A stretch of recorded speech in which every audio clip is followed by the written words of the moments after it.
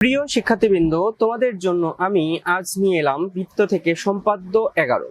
তো আমাদের সম্পাদ্য 11 কি বলছে, কোন নির্দিষ্ট ত্রিভুজের বহিবৃত্ত আঁকতে হবে।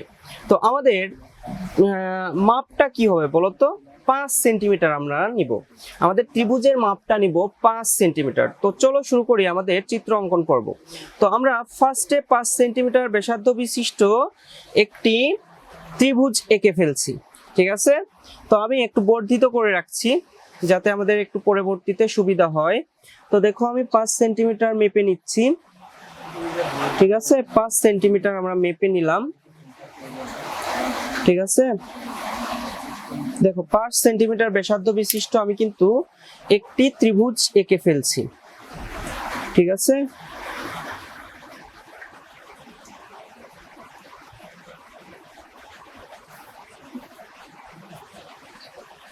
ঠিক আছে, এরপর আমরা কি করব,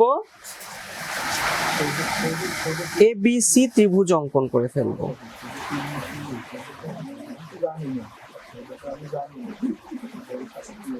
ঠিক আছে, এবিসি ত্রিভুজ অঙ্কন করলাম। এরপর আমরা এবিসি আমরা কি করব, এ বি সি একটি ত্রিভুজ আঁকবো। আমরা কিন্তু সমবাহু ত্রিভুজ এঁকে ফেলছি। তো এরপর আমরা কি বলছি, এ বি ও এসি বাহুদ্বয়কে যথাক্রমে ডি ও এফ পর্যন্ত বর্ধিত করি। আচ্ছা, আমরা একটু বিটা ওই পাশে দিই, ঠিক আছে। তাহলে আমরা এখানে সি লিখি, এখানে এ লিখি, আর এখানে বি লিখি। কি বলছে, এ বি ও এসি বাহুদ্বয়কে আমরা বর্ধিত করে ফেলছি, তাই না।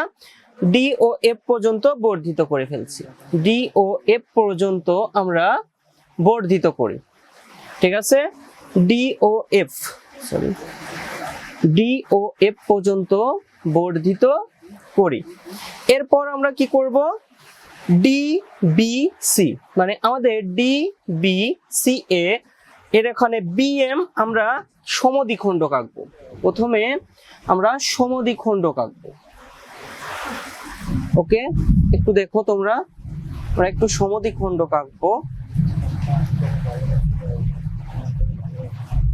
ডি বি এফ এর সমদ্বিখণ্ডক, ঠিক আছে। আশা করি দেখতে পাচ্ছ, ঠিক আছে। সমদ্বিখণ্ডক কিন্তু আমরা এঁকে ফেললাম।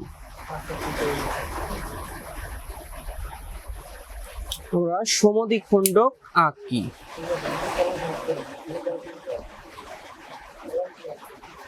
ঠিক আছে।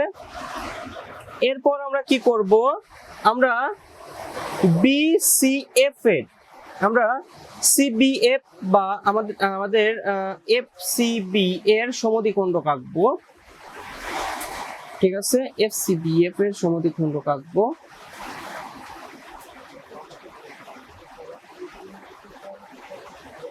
সমদ্বিখণ্ডক আঁকবো আমরা এফসিবি এর সমদ্বিখণ্ডক আঁকবো আমরা, ঠিক আছে।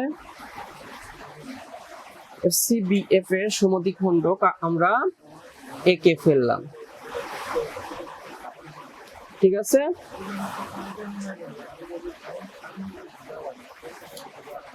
সমদ্বিখণ্ডক দ্বয় পরস্পরকে আমাদের কি বিন্দুতে ছেদ করবে, ই বিন্দুতে ছেদ করবে, ঠিক আছে। ই বিন্দুতে ছেদ করবে। ই বিন্দু থেকে বিসি এর উপর আমরা ইএইচ লম্ব আঁকবো, ঠিক আছে। ইএইচ লম্ব আঁকবো, ঠিক আছে। ইএইচ লম্ব আঁকবো। দেখো কিভাবে লম্ব আঁকতে হয়, খুব ভালো করে নিও। ইএইচ লম্ব আঁকবো, ঠিক আছে। আমরা ইএইচ লম্ব আঁকবো,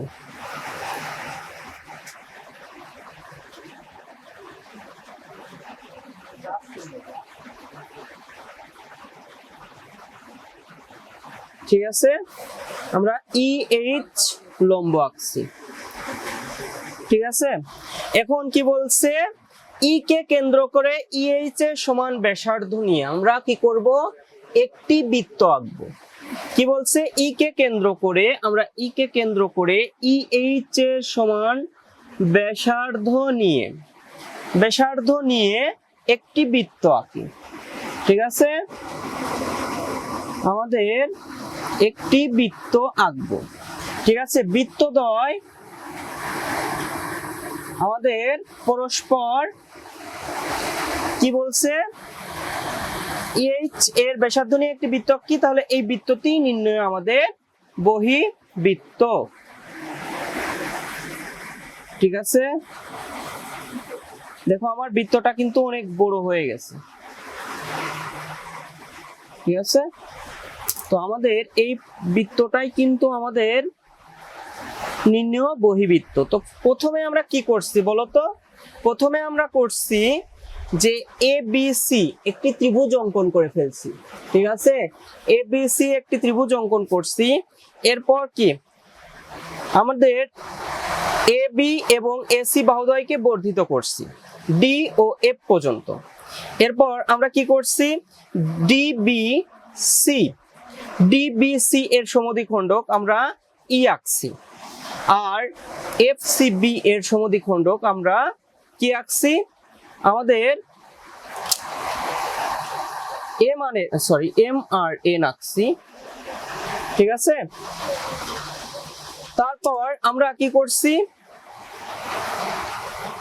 যা পরস্পরকে ই বিন্দুতে ছেদ করে ই থেকে BC এর উপর EH লম্ব আঁকছি, এবং মনে করি তা BC কে H বিন্দুতে ছেদ করে ই কে কেন্দ্র করে আমরা EH এর সমান ব্যাসার্ধ নিয়ে একটি বৃত্ত অঙ্কন করছি। তাহলে এই বৃত্তটি আমাদের বহির্বৃত্ত। তো আমার একটু যান্ত্রিক ত্রুটি হয়েছে, তোমাদের আশা করি খুবই ভালো একটা বহির্বৃত্ত অঙ্কন করতে পারবা। তো আজ এ পর্যন্তই, সবাই ভালো থাকো, সুস্থ থাকো, আর চ্যানেলটাকে সাবস্ক্রাইব করো।